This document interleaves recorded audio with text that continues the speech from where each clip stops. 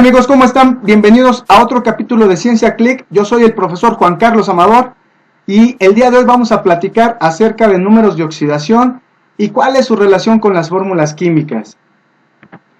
Primero que nada, debemos de comprender qué es un número de oxidación. Tenemos como ejemplo un átomo de sodio, sus diferentes niveles y electrones, y vemos que en la capa más externa o nivel más externo encontramos un electrón. Esos electrones de la capa más externa se llaman de valencia y están estrechamente relacionados con los números de oxidación.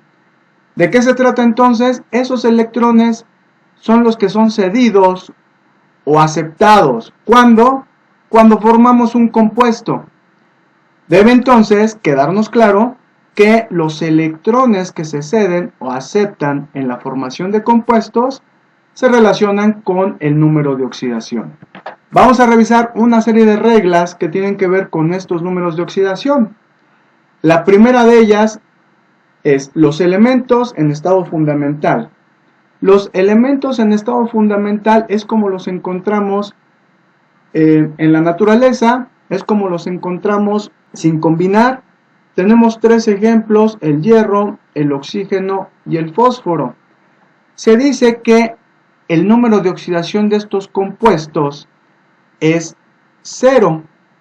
¿Por qué? Porque no se han cedido o aceptado electrones. Y esto lo representamos con un 0 colocado en la parte superior derecha. Regla número 1. Regla número 2. Suma de números de oxidación. ¿A qué se refiere esta regla? Se refiere a que la suma de los números de oxidación de los átomos que comprenden el compuesto debe de darnos 0 si es que estamos hablando de una molécula neutra. Esos números de oxidación los vamos a representar con números positivos o negativos. El caso del sodio, el sodio tiene un número de oxidación de +1 y el cloro tiene un número de oxidación de -1. Si hacemos la suma, vamos a tener que esto nos da 0. Esa es entonces la regla de la suma de los números de oxidación. Siguiente compuesto, carbonato de calcio. Calcio tiene un número de oxidación positivo, que es +2, el oxígeno -2.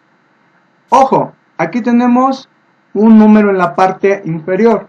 Ese número nos señala el número de átomos que tenemos de oxígeno y debemos de multiplicarlos por el número de oxidación. 3 por -2 nos va a dar -6, que corresponde a las cargas negativas. Tenemos un calcio en donde no se representa el 1, multiplicado por 2, tenemos 2 cargas positivas. Yo sé por esta regla que la suma de esos números de oxidación debe de darme 0. Por tanto, fácilmente determinamos que el número de oxidación del carbono en este compuesto es de +4. De esa manera encontramos los números de oxidación para cada átomo que comprende este compuesto. Lo mismo para el cloruro de sodio. Regla número 3. Relacionado con los números de oxidación del oxígeno y del hidrógeno. Muy sencillo. El hidrógeno, cuando lo combinamos con un metal, tendrá un número de oxidación de -1. Cuando lo combinamos con un no metal, su número de oxidación será de +1. En el caso del oxígeno, de manera generalizada, decimos que tiene un número de oxidación de -2 cuando ha formado compuestos, salvo unas pequeñas excepciones. Bien, este compuesto, hidruro de hierro 2, podemos deducir, como el hierro es un metal, el hidrógeno tendrá su número de oxidación negativo. Multiplicado por 2 hidrógenos tendremos 2 cargas negativas. Sé que esto debe de darme 0. Por tanto, el hierro, solo tengo uno, debe tener un número de oxidación positivo y será +2. Así cumplimos la regla de la suma de números de oxidación. Siguiente caso, número de oxidación del oxígeno debe ser menos 2, multiplicado por 3 átomos de oxígeno, tendré 6 cargas negativas. Sé que esto debe de darme 0, por tanto, las cargas del aluminio deben de ser más 6. Ojo, tengo 2 aluminios, por tanto, para determinar la carga individual del aluminio, divido entre 2 y su carga individual será de más 3. De esta manera determino que el aluminio en ese compuesto tiene un número de oxidación de más 3. Y de igual manera podemos ver que con esta sencilla suma determinamos los números de oxidación. Regla número 4. Tiene que ver con los elementos de los grupos 1 y 2. ¿Dónde los encuentro? Veo mi tabla periódica, son los del bloque S. Es muy sencillo. Los elementos del grupo 1 trabajan con un número de oxidación positivo que es 1. Y los del grupo 2 trabajan con un número de oxidación de más 2. Número de grupo, número de oxidación. Número de grupo, número de oxidación. Cloruro de sodio. Sodio está en el grupo 1, tendrá un número de oxidación de más 1. Cloro, para que esto me dé 0, debe tener un número de oxidación de menos 1. Estroncio está en el grupo 2 de la tabla periódica. Debe tener un número de oxidación de más 2. Multiplicado por un estroncio, el total deben de ser 2 cargas positivas. En el caso del bromo, para que esto me dé 0, debo de tener 2 cargas negativas. Pero tengo 2 bromos, así que tengo que dividir entre 2. Así que la carga del bromo será de 1. El bromo en este compuesto trabaja con una carga negativa. Muy bien, así vemos la regla número 4. Regla número 5. Tiene que ver con los halógenos. Los halógenos están en el grupo 17 de la tabla periódica, aquí. Los halógenos generalmente los representamos con una letra X y vamos a poner aquí los principales halógenos o los que más utilizamos: flúor, cloro, bromo y yodo. Bien, el número de oxidación de los halógenos cuando se combinan con metales es igual a menos 1. La cosa cambia un poco cuando los combinamos con no metales, pero no es parte de la regla que estamos revisando. Cloro se está combinando con un metal que es el sodio para formar cloruro de sodio. Su número de oxidación debe de ser de menos 1. Yo sé que esta suma me debe de dar 0. Siguiente ejemplo, bromo. La carga o número de oxidación de un bromo será de menos 1. Multiplicamos por 2, tendré 2 cargas negativas. Esta suma debe resultar 0, por tanto las cargas de los átomos de cobre deben de ser más 2. Tengo un solo cobre, entonces podemos decir que la carga individual del cobre en ese compuesto es de más 2. Siguientes ejemplos. Ya que sabemos esas reglas, será muy sencillo para nosotros determinar números de oxidación de los átomos de estos compuestos que tenemos aquí. Rápidamente, cesio está en el grupo 1, su número de oxidación será más 1. Oxígeno, sé que su número de oxidación es de menos 2.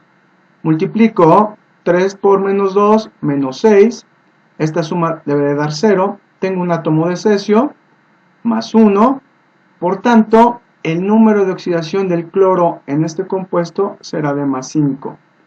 Cloro tiene un número de oxidación de más 5 en este compuesto. Siguiente, fosfito de calcio.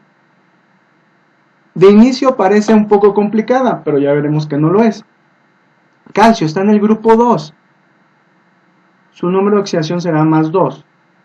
Multiplicado por 3, tendremos 6 cargas positivas. Ahora, aquí encontramos algo nuevo, un paréntesis. ¿Qué quiere decir esto? Que el subíndice asociado al paréntesis multiplicará a cada átomo que esté contenido en él. Sé que el oxígeno tiene un número de oxidación de menos 2. Por 3 oxígenos, 6. Por 2, menos 12. Menos 12 cargas que al final deben de sumar 0. Me hace falta 6 positivas. Entonces, las cargas asociadas a los números de oxidación del fósforo deben de ser de 6. Tenemos 2 fósforos. La carga individual de cada fósforo debe de ser de 3.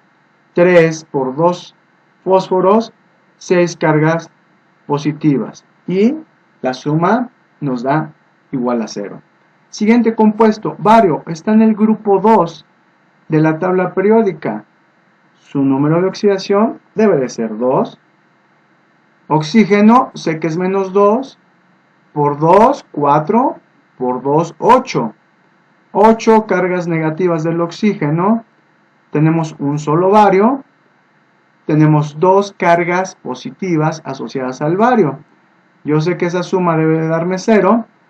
Y los nitrógenos deben, por tanto, aportar 6 cargas positivas. Tengo 2 nitrógenos. La carga individual de cada nitrógeno es de más 3. Podemos decir que el nitrógeno en el nitrito de bario está trabajando con un número de oxidación de más 3.